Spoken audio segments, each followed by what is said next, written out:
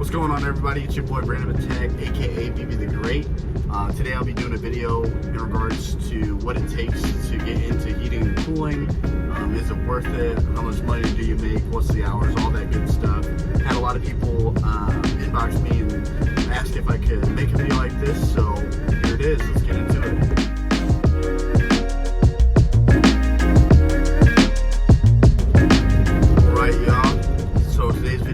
Going over a few key points in regards to heating and cooling.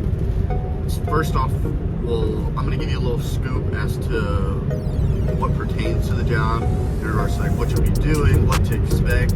Then go ahead and talk about the pros and cons of the trade. To me, a ton of pros, not so many cons. Personal opinion, of course. Then we'll go ahead and talk about the money that's involved. You know, how does the pay scale work? What can I expect with that?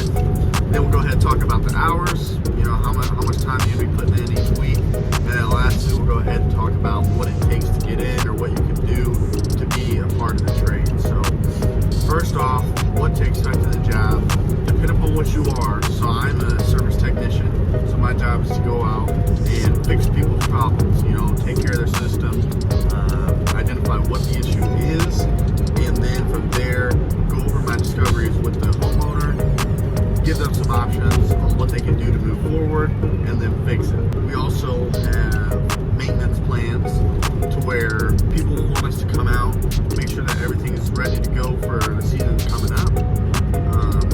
I'd say 60% of the job for me is maintenance, and then the other 40 is service or repair work. With that, that's just the service side. You have installers, their jobs are going to be to install the equipment. So you have commercial work, so for buildings in the city and things like that, you know, they have huge units on the rooftop of the buildings that need to be worked on, and that would be commercial work.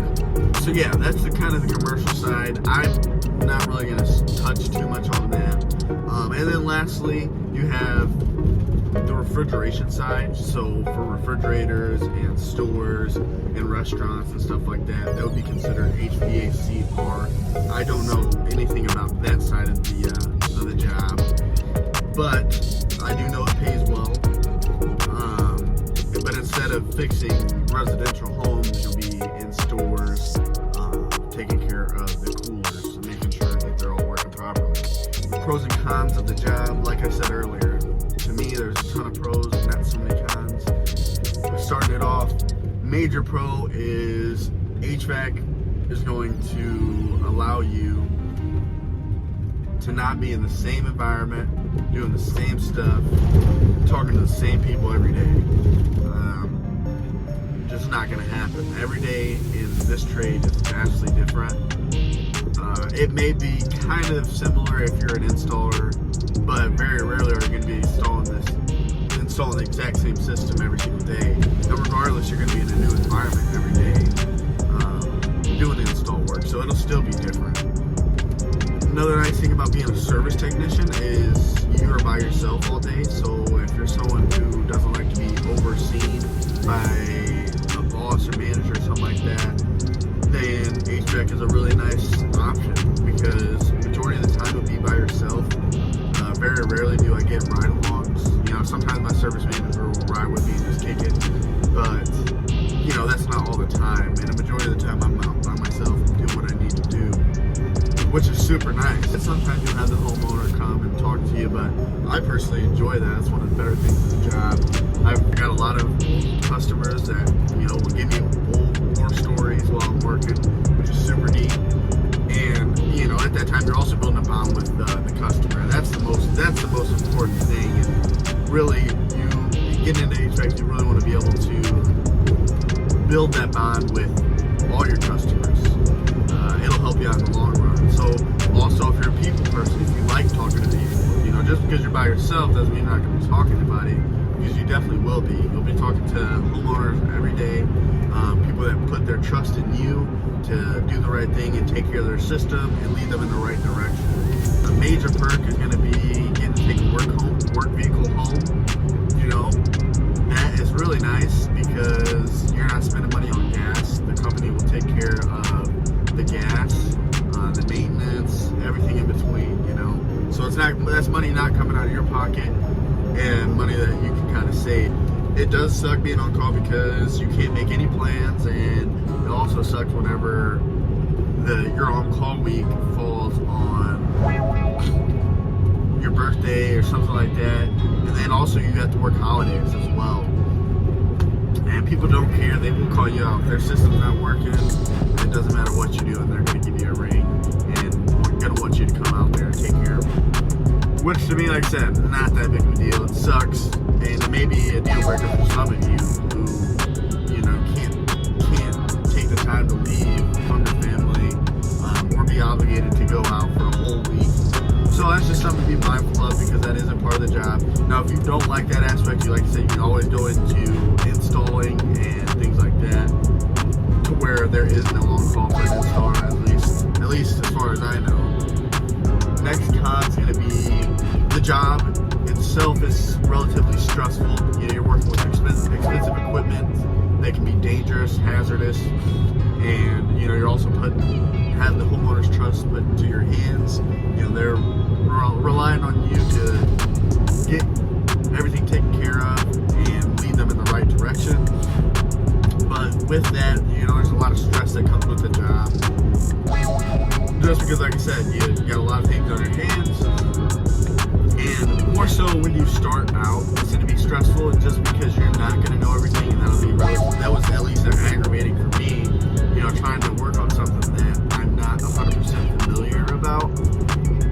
That's going to cause stress, you know, especially if you got the homeowner hovering over you and you don't really know what you're doing. And now this was way back when I started, you know, and I've obviously evolved from that point. With the company I work for now, I have a ton of resources. You know, I have senior technicians, I have tech support. So the stress factor has really been alleviated for me. But you know, starting in this job, if you're not very mechanically inclined, you've never done a lot of handyman work, then you're definitely going to be in for some stressful times. But as long as you push through those and learn from your mistakes, or learn from what you're doing.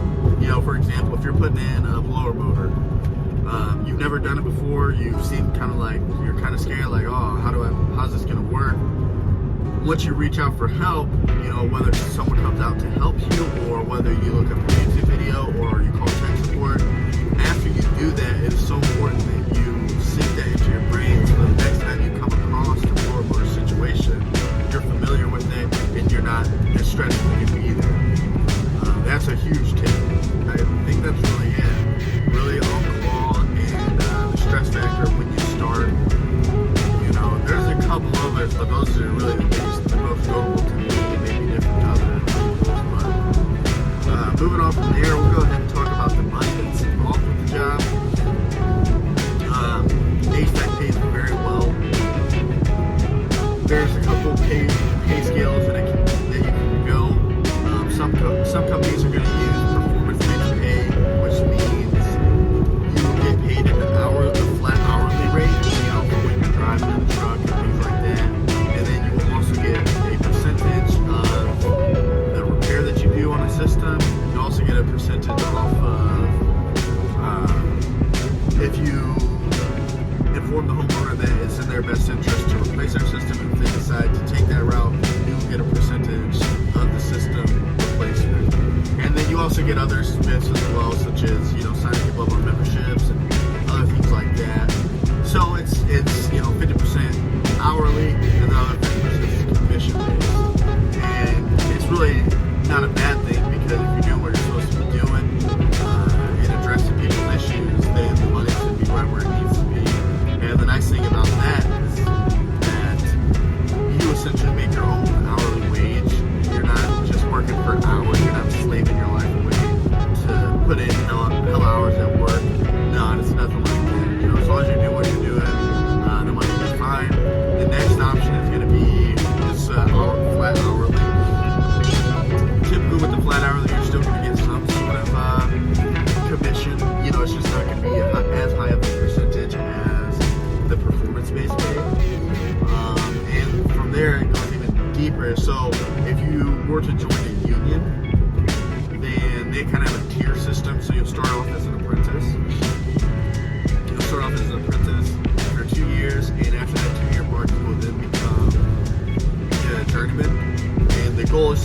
frustrating because that's where the money is. You know, those guys are making $35 an hour. Sky's kind of the limit once you get there. But as an apprentice, you'll be making $15 an hour.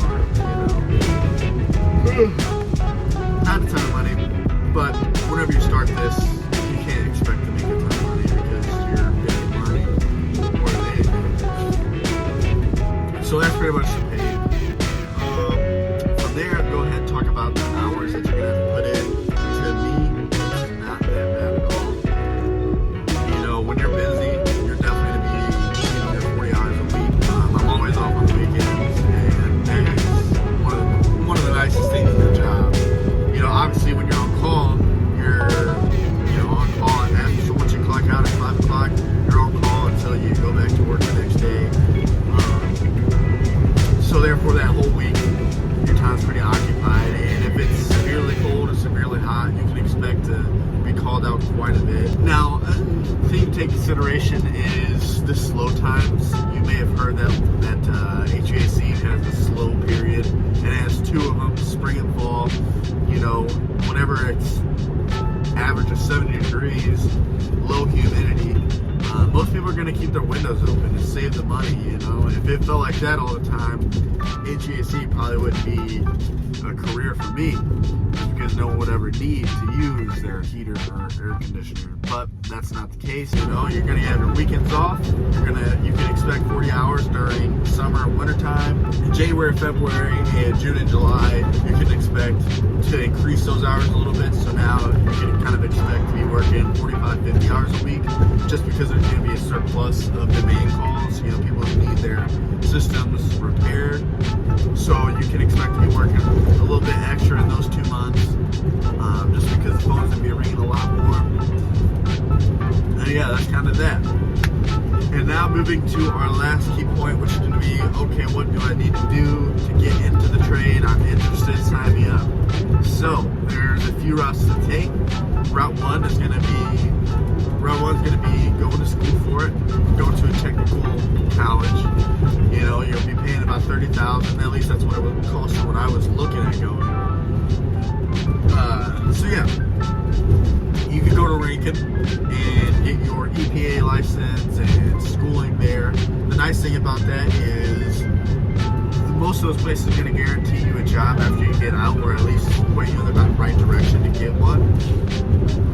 The downside to that is you're spending money out of your pocket, which to me is not something you want to do. You know, you want to start adding that money to your bank account and stack it up, not paying off a loan to do your job.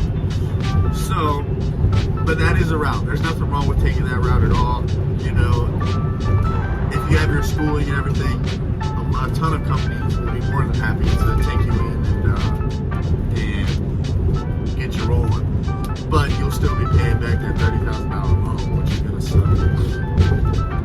Moving from there, option number 2, you can join the union, sheet metals union, something like that. At that point, you'll start off as an apprentice. They'll put you through all the schooling. They always have a surplus of options. You know, if you wanted to learn about sheet metal, they'll have that option for you.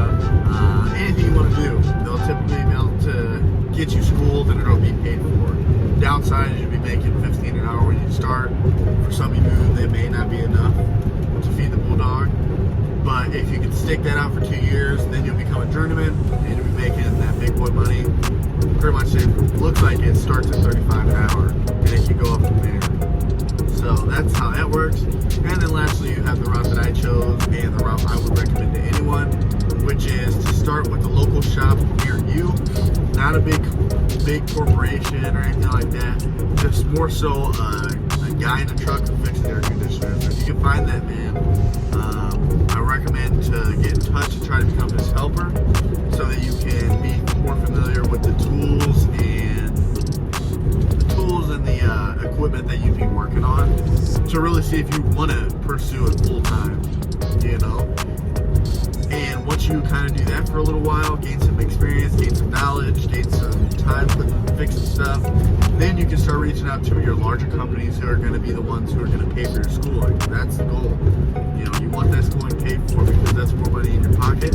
So trying to find a local shop that really just deals with your city and doesn't go out too far, that's your best goal. And once you work there a couple years, then you want to branch off to a larger company. Will then, you know, say, hey, this guy's got a year or two experience.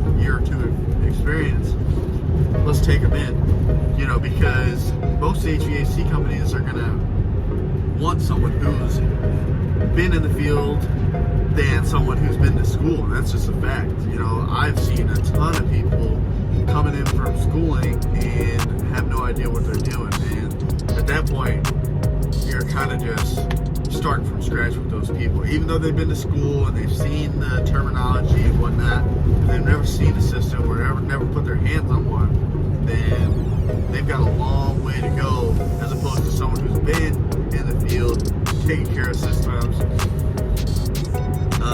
You know, the only thing they're missing is schooling. The thing about schooling with HVAC is you can go up the street to get your EPA license. You don't have to go to school to get that. You can get that pretty much anywhere. You just type it in on your phone. It costs about $300 to take it. You take it, and then boom, it's there. So that's kind of the video. You know, if you have any questions, thoughts, concerns, go ahead and shoot me down in the comments, and I will go ahead